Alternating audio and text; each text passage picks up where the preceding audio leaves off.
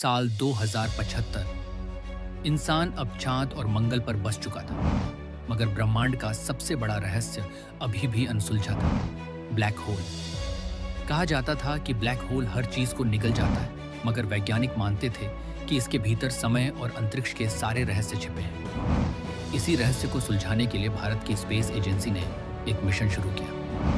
Mission के लिए चुने गए थे सिर्फ 2 लोग, 28 साल का साहसी वैज्ञानिक आरव और 26 साल की खगोल भौतिकविद रिया। लॉन्चिंग से पहले आरव की मां ने उसे गले लगाकर कहा, बेटा 14 दिन बाद लौटाना। आरव हंसकर बोला, मां तुम्हारे लिए भी 14 दिन, मेरे लिए भी 14 दिन। वहीं रिया अकेली खड़ी थी, कोई उसे विदा करने नहीं आया। आरव ने हैरानी से पूछा, कोई तुम्हारा इंतजार नहीं कर रहा? रिया मुस्कुराई और बोली, मेरा घर यही तारे हैं। रॉकेट गरजते हुए आसमान चीरता हुआ अंतरिक्ष में पहुंचा। शुरुआती दिन सामान्य गुजरे।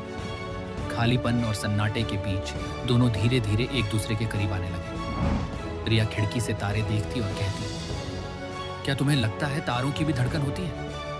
आरव हंसता, अगर होती तो आज ये हमें देख हंस रहे होते। लेकिन 7वें दिन अचानक उनकी स्क्रीन पर एक विशाल काला गोला दिखाई दिया। Black hole. वो पूरी तरह काला नहीं था, उसके चारों ओर एक चमकदार परत घूम रही थी, जिसमें कभी लाल, कभी नीली, कभी बैंगनी रोशनी चमकती, मानो ब्रह्मांड का खून बह रहा। जहाज के सेंसर अजीब ध्वनियां पकड़ रहे थे, जैसे कोई धीमी भाषा, कोई अनजाना गीत। रिया कांप गई और बोली, आरव क्या तुम्हें सुनाई दे रहा है? ये जैसे हमें बुला रहा। जैसे जैसे जहाज करीब पहुंचा, घड़ियां अटकने लगी, समय टूटता सा महसूस हो रहा था। रिया ने हड़बड़ाकर कहा, आरव हमारे लिए एक सेकंड धरती पर सालों जैसा है। आरव का दिल धड़क उठा। मतलब जब हम लौटेंगे तो शायद हमारी दुनिया हमें पहचान भी न पाए। अचानक जहाज ब्लैक होल की सीमा पार कर गया और अंदर जो दिखा उसने दोनों को निशब्द कर दिया। चारों ओर टूटा हुआ समय था, जैसे घड़ियां हवा में तैर रही हों, उनकी सुइयां अलग अलग रफ्तार से चल रही हों, कहीं तेज, कहीं रुकी हुई। चारों तरफ आवाजें गूंज रही थी, कुछ इंसानी, कुछ परग्रही, कुछ चीखें और कुछ प्रार्थनाएं। अचानक रिया ने खिड़की में अपने बचपन की परछाई देखी। उसका छोटा भाई, वही पुराना घर। आरव ने अपनी मां को देखा, जो मुस्कुराकर उसे पुकार रही थी। दोनों चौंक कर एक दूसरे की तरफ देखने लगे। रिया कांपते स्वर में बोली, ये हमारी यादें दिखा रहा है। आरव गंभीर हो गया, शायद ये हमें परख रहा है कि हम यहाँ के लायक हैं या नहीं। ब्लैक होल के भीतर समय की जालियां बुन रही थी।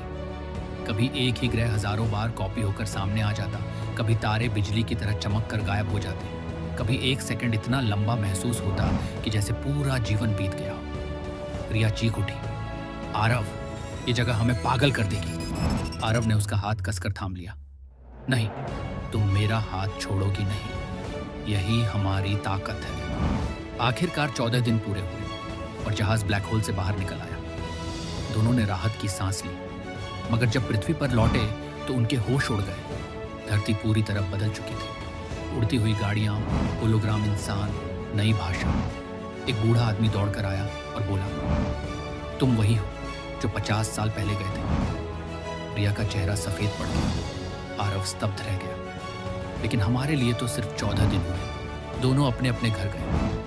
आरव अपने मोहल्ले पहुंचा, मगर वहां अजनबी लोग रहते थे। किसी ने बताया, तुम्हारी माँ 30 साल पहले गुजर गई। तुम्हारी अगली पीढ़ियां अब दूसरे ग्रह पर हैं। आरव की आंखों से आंसू बह निकले। रिया अपने घर पहुंची। उसका छोटा भाई, जिसे उसने 5 साल का छोड़ा था, अब सफेद दाढ़ी वाला बूढ़ा था। उसकी आंखें भर आईं। रिया, तू वही की वही है और मैं बूढ़ा हो गया। रिया फूट फूट कर रो पड़ी। फिर दोनों मिले। उन्हें एक गुप्त फाइल दी गई। उसमें लिखा था, ब्लैक होल से आ रही आवाजें प्राकृतिक नहीं थी, वो संदेश थे किसी सभ्यता की। रिया हैरान रह गई। मतलब हम अकेले नहीं हैं? आरव बोला, शायद हमें वहां भेजना पहले से तय था। जब उन्हें लगा कि अब सब खत्म हो गया है, अचानक उनका जहाज अग्निवाहन अपने आप चालू हो गया। स्क्रीन पर एक संदेश चमका, तुम्हारा मिशन अधूरा है, समय का जाल टूट रहा है, तुम्हें फिर लौटना होगा। रिया ने कांपते स्वर में कहा, आरव, इस बार शायद हम वापस ना आए। आरव ने उसकी आंखों में देखते हुए कहा, अगर तुम साथ हो तो मौत भी मंजूर है। यान फिर से अंधेरे की ओर बढ़ गया। ब्लैक होल ने उन्हें दूसरी बार निगल लिया और आखिरी आवाज गूंजी, समय सबसे बड़ा रहस्य है और अब तुम उसके कैदी हो।